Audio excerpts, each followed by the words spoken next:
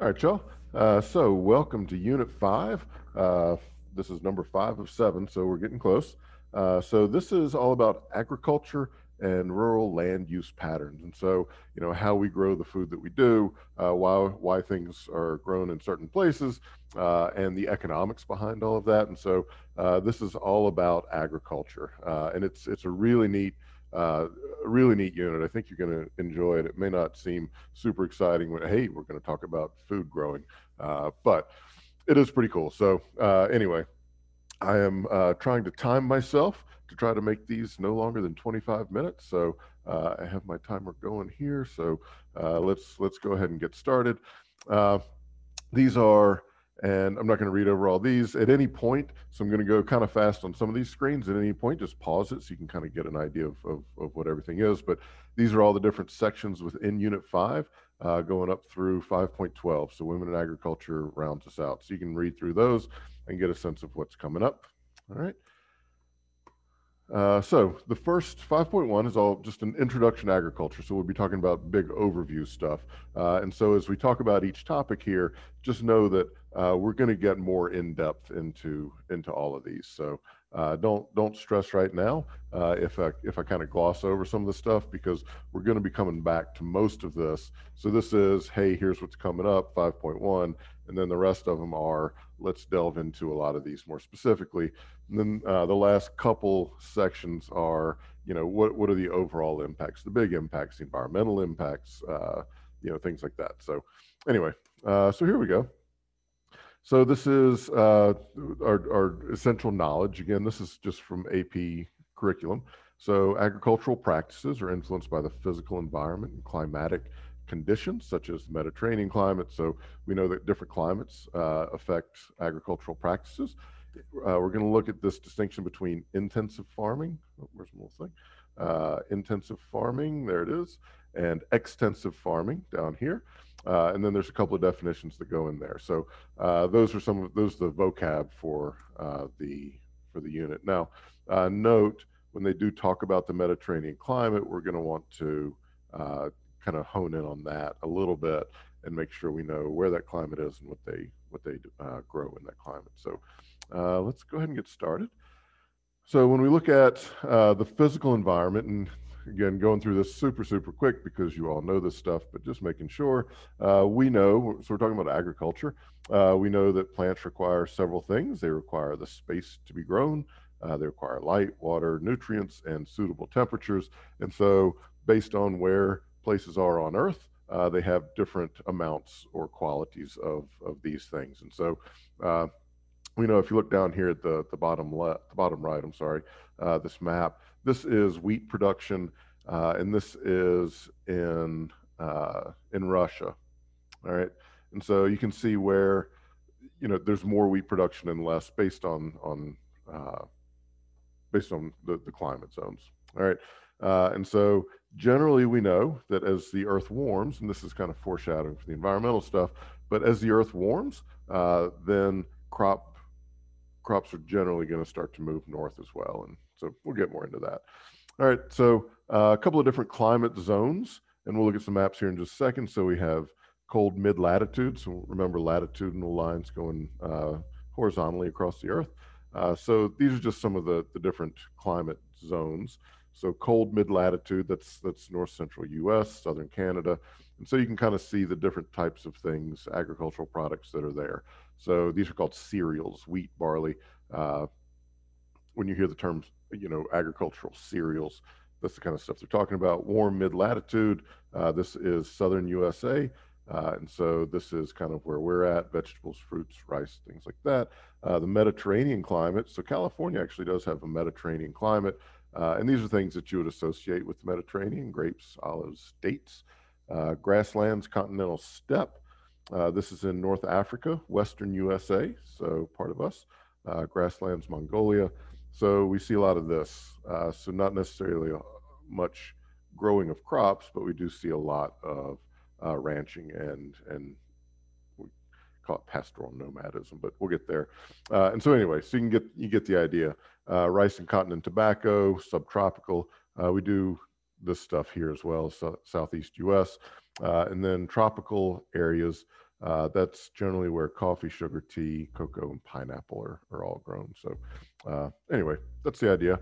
Let's take a look at a map here real quick. So these are just the different climate zones around the world. You would never be asked, hey, what climate zone is this? But you get the idea. Tropical, wet, and dry. Here's whoops, sorry. Here's Mediterranean. So we can go up here and we can see that this part of California, that's Mediterranean, obviously, over in this area. And so you can kind of just match it up, right? The U.S. has a few different climate zones here. So certain crops grow there, certain crops grow here, certain crops grow here, like in Tucson. We know that citrus does well here in Tucson, go figure. But anyway, so you can kind of get the idea from that map. This is what is the percent of agricultural land in the world. And so the green area here is where productive crops are grown, pasture also, mainly suitable for crops if improved. And so the lighter shade of green here means it's okay, but we need to do some work on it. And then going down to the yellow here, that's just crops aren't going to grow there. And so, Sahara Desert there, tundra up here. And so you can kind of, again, get the idea. Mostly suitable for forests. Take a look at this. That's the Appalachian Mountains. And so, you get the idea. Mountainous areas aren't as suitable as other areas, but you can grow stuff for sure. All right. This is projected change in agricultural productivity in 50 years. So from 60 years, 2020 to 2080, something like that. And so you can see as the earth starts to warm, here's the scale down here. So changes in agricultural productivity. So if it's a really dark green, their productivity is going to go up a lot. And if it gets into the red, their productivity is going to go down a lot. And so you can see different parts of the world, I won't say benefit but different parts of the world are going to have different growing seasons, and some will be able to grow more. And so as we move up into the northern US and into Canada, we're going to start to see more agriculture being grown in those areas because the climate is warming, and those will be warmer spots. If you look at where we are, it doesn't look good for us. All right. And again, the future of food and farming in the 2030s, you can pause it on here. There's nothing on here that would necessarily be testable, but you can kind of just get a sense. So if you pause it and just kind of read over a little bit, yeah, I'm not going to read it to you. All right, so getting back to just some of the basic stuff here. We know agriculture is influenced by the environment, but humans can supplement some of the plant's needs to make up for those deficiencies. This is hydroponic gardening, and so we've come up with different ways to try to grow crops, but you can see some of the modifications that we can make are space, light, water, nutrients, suitable temperature, and so we can adjust the things that are needed for plant growth to make it happen. Right now, here's one of the catches, and if we look at this, there are some constraints based on where you're at in terms of what you can grow. And so take a look at this one down here. This is banana production, right? And so you can see the countries where bananas are mainly produced. Notice we're not growing really a whole lot of bananas here. That doesn't mean we couldn't, because we could set up greenhouse, our climate's not adapted for it, but we could set up greenhouses and do all that stuff and make these huge things, but it would be tremendously expensive. And here's some economics for you. We just say, look, let's let India grow them and South and Central America grow them. We'll produce what we produce, and then we'll just trade, and so we'll get our bananas from here, and then we'll trade some of the stuff, down there for those bananas. So, but, it's not to say we can't grow bananas, but where we're at is not suited at all for it. And so you can kind of see the same thing over here with coffee production.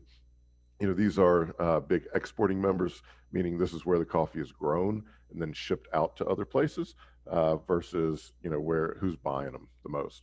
So you can see Western Europe and the US, we are big importing, and these are members of the International Coffee Organization, but this gives you a sense of where the coffee is grown.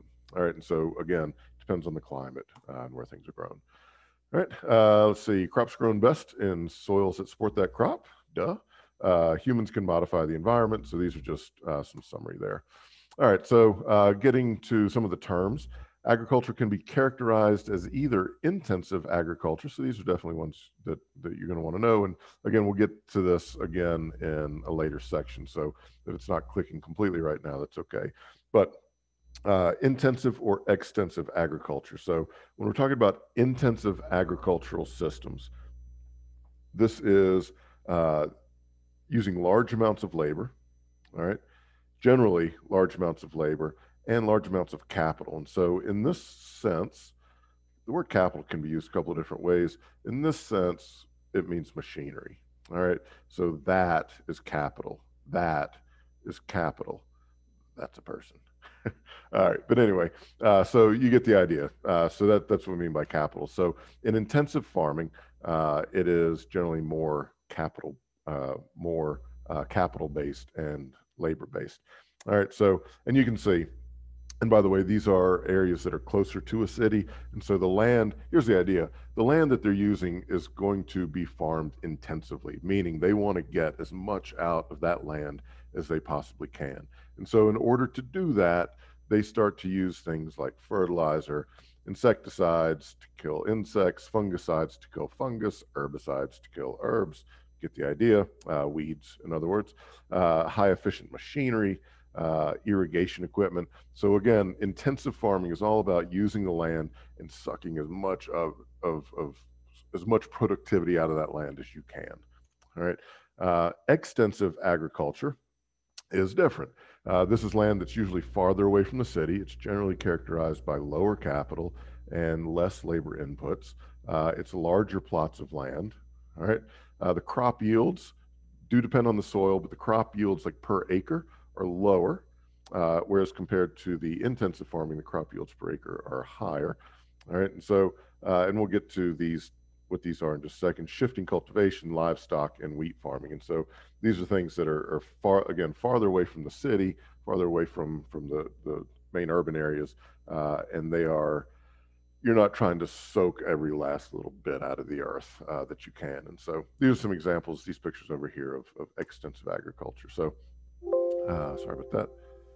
So let's take a quick overview. Some of the economic factors that when we're talking about agriculture, farmers must decide what and how to farm based on financial considerations. So the cost of the land, the cost of the labor, the cost of the machinery, all of these costs play a big role in how farmers farm, right?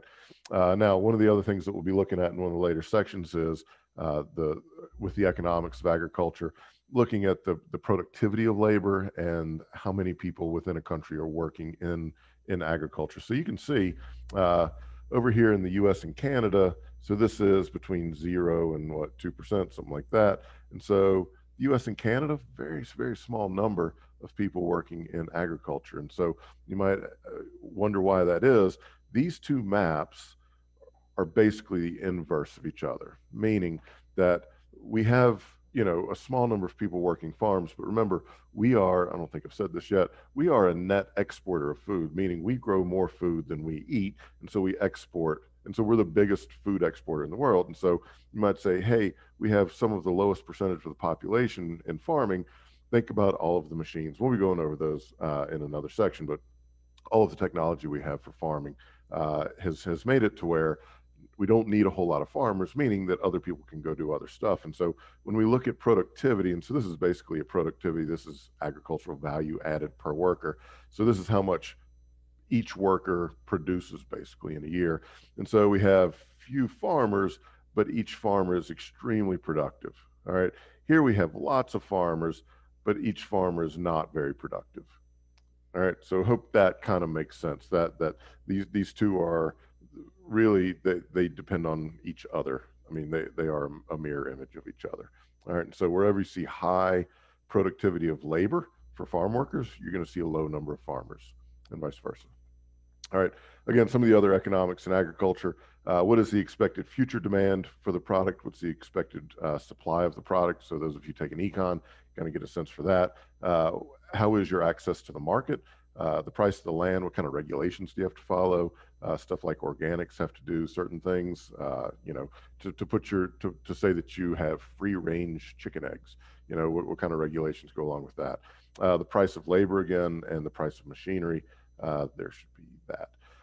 And again, in this sense, capital is machinery. In other senses, it can be money. But anyway, and so just an example, if you're an organic farmer, you start to take into consideration all of this. What's the demand for organic products, the supply of organic products? Where can you sell it? The price of the land, that's going to be generally the same for both, but what are the different regulations? And so you can see a number of certified organic farms by state. And so if we expect the organic market to continue to grow, then these numbers are going to go up. But if you're a farmer and you're like, hey, I think this organic thing has played itself out, then you're not going to invest, and that'll make an impact as to how you farm. All right. So let's look at the different types of intensive agriculture. So I've got 9.5 minutes. So plantation agriculture. All right. So here's some of your definitions. It is labor-intensive systems, and it exploits cheap labor. All right. And so here are a couple of the examples. So coffee crops, cocoa or cacao, sugar, other cash crops raised and sold to be developed. So this is, again, big farms that generally use cheap labor. And so in the U.S., obviously, when we think of plantation labor, we think back to the old slavery system, the plantations in the South, and that was a whole separate terrible thing. But when we talk about plantation agriculture today, it is using very, very cheap labor in highly intensive labor. All right, mixed crop and livestock. These are folks that farm, right? So I'm sorry, like ranchers, but they also grow the food for their animals. And so corn and soybeans are farmed and then fed to cattle and pigs. And so some of the biggest corn producers in the United States are actually cattle farmers, okay? Because they grow the corn and then feed it to their cattle in these things called feedlots, and we'll get into that. And so anyway, that's what a mixed crop and livestock is. People who have livestock and they grow the food for that livestock, right? Market gardening. So this is, think about going to a farmer's market. The people who are selling things at a farmer's market, this is market gardening. So generally it is small scale. They specialize in fruits and veggies that are then transported. So they might transport it themselves to the farmer's market. It is often sold directly to the individuals or to restaurants. And so this is, like a 50-acre farm, something like that, or a 20-acre farm where they are, here's an example of a market garden, right? And so we would expect to see multiple crops on this garden, and then they would take that to like a farmer's market, something like that. All right, products like grapes, lettuce, potatoes. In the South, I haven't seen as much out here. In the Southeast, you could drive by in lots of roadside stands, roadside farmers markets that a farmer would set it up literally on the roadside, and you would stop, and they would be selling what they had picked, the day before, something like that. And it was super fresh often. It was very, very good. But you'll sometimes hear this phrase, farm to table. And that is, so here's this farmer, and let's say here's a restaurant. So let's say this is right outside of Tucson. Clearly not, because of all the trees and the green. But if this were a farmer close, 30 miles away from Tucson, right, or 50 or whatever, this farmer might want to make a connection with a restaurant here in Tucson. And so they would say, all right, look, we'll grow this, and then we'll sell it directly to you. And then the restaurant, they have these fresh ingredients that are grown in a certain way, whatever.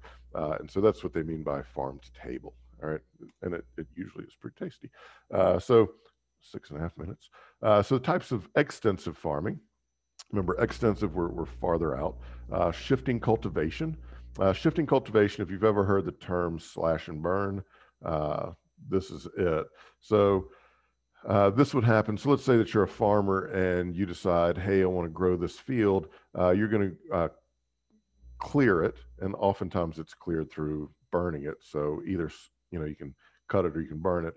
And so you plant your crops here. They grow for a while, and then the soil becomes depleted, and you need more land to farm. And so you say, okay, now I'm going to cut this plot down or burn this plot down. And so this is kind of how it works. We're going to grow here. So here's our garden. This stuff grows for 1 or 3 years, something like that. And then you say, look, we need more land. And so then you start to farm this land. Then we need more land over here because this is all used up. And so that's what we mean by shifting cultivation. You're shifting where you cultivate. All right. And so as you go, you start to destroy or clear big parts of land. All right. Rainforest, we see this happen a lot. All right. Rainforest is cleared and burned. Farmers plant a lot of different crops, and we'll get more into that as well.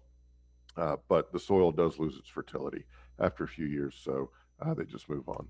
All right, nomadic herding or pastoralism. So you can see where nomadic herding is in the world. Obviously, this is desert area, and here's a picture of nomadic herding.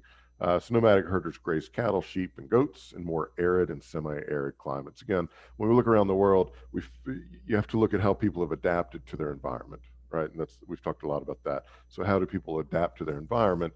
And this is how. So in this part of the world, you're not going to grow a lot of crops, but you can practice some type of herding or ranching kind of thing. All right, herders are on the move, so nomadic, obviously moving around. Mobility means fewer workers or possessions or accumulation of wealth, and so they move with their flock. All right, ranching. So ranchers own large areas for grazing and cattle. So I think we're generally familiar with ranching here. Ranch land is unsuitable for farming, and so they're taking land that would cost less because it's not great farmland, and saying, "Look, I'm going to put my cows on it or whatever animals they have." All right. So as a summary, farmers make their economic decisions based on lots of things, and here's three of them: how big of land and the cost of land, the cost of labor and machinery. Intensive farming involves small plots with high yields. So again, intensive, and it's usually closer to town, closer to a market. Intensive, we're trying to get as much out of that land as we can.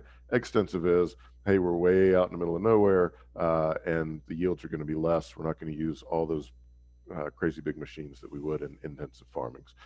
All right. So this next bit, I'm just going to go through some slides real quick and pause it on any of these, but I just want to give you an overall sense of things agriculture. All right. And so you'll see what I mean here in just a bit. So we're about to see a lot of graphs. And again, just, stop the video at some point just to take a look. So let's take a look at like global meat production. So these are just all agricultural it's all agricultural data. So global meat production, you can see Asia does the most, then Europe, then North America, South America. And so this tells you how much of the total meat production in the world each area does. All right, this is what they are producing. So poultry down here is the most, pigs are next, beef and buffalo are next, sheep and goat. You get the idea. And then meat production per country, China does the most, US is second, India third, so you can kind of read that. So again, just to kind of give you this overview. Beef production, you can see where the most beef is produced. So the US, Argentina, and China.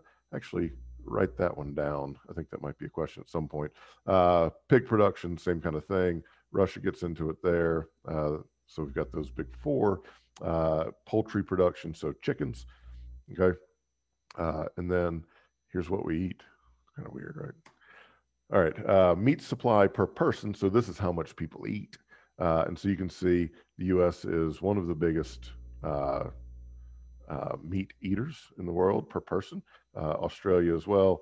And you can see Africa, not so much. This part, Asia, Mongolia is a little bit more, but you can kind of get a sense of where people are eating beef. This is per capita meat consumption. So, how much we eat per person. So poultry takes up this percent. Or this amount. So, and there's an example of it. This is what happens. There's one of our chickens. Okay. And this is meat consumption per capita. So, you can see by GDP per capita, the wealthier countries eat more meat.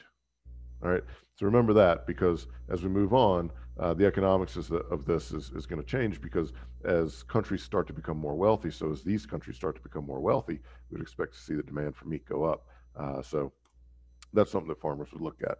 Number of animals slaughtered for meat, from pork chickens. So livestock counts, chicken, tons and tons of chickens everywhere. Number of cattle, number of pigs. Again, just pause this wherever. Here's milk production. The US is very high and India is very high for milk production. This is egg production. China very high, India, the US.